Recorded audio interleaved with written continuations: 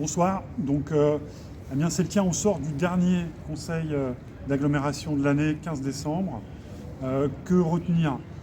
Globalement, la situation pour les habitants et les habitantes s'aggrave. On ne peut pas dire que ce soit une fin d'année très heureuse, étant donné l'augmentation de la facture énergétique, l'inflation et des angoisses sur l'avenir. Qu'est-ce qu'on observe? L'augmentation du tarif de l'eau qui continue. On sait qu'il y a beaucoup de fuites sur le réseau, on sait qu'il y a beaucoup de travaux. Nous, ce qu'on demande, c'est des premiers mètres cubes d'eau gratuits et une tarification sociale. Et ça n'entache en rien la capacité d'agir sur les travaux du réseau. C'est simplement de la justice sociale. Beaucoup de débats sur les logements. Aujourd'hui, on a donc voté abstention sur le dossier du plan local de l'habitat, tant il y aurait des choses à dire sur les logements qui seraient à attendre pour demain sur l'agglomération.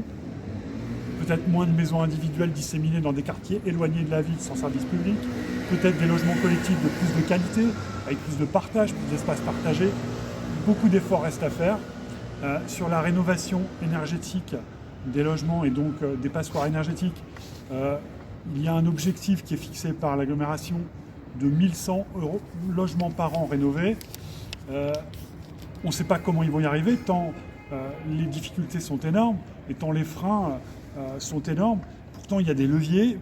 On fait une politique du chèque ici. Voilà, on va aider. On sait qu'un reste à charge sur une maison individuelle pour une rénovation de 20 000 euros pour un ménage modeste, c'est 4 800 euros. Comment un ménage modeste va faire ça dans la situation actuelle? Des leviers existent.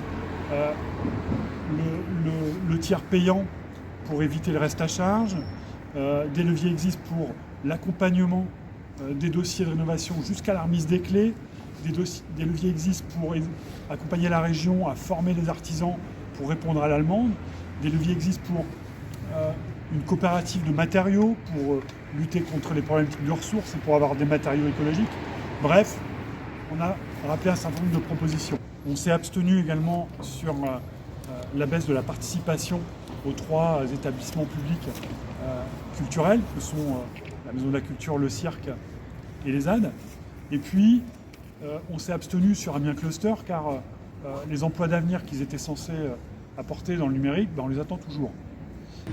Et enfin, on a posé une question orale sur le méthaniseur de Salleux qui a été autorisé par la préfecture, tant des doutes subsistent sur la proximité, sur l'absence de pollution, de risque de pollution sur les nappes phréatiques, et puis sur la distance de l'épandage du digestat.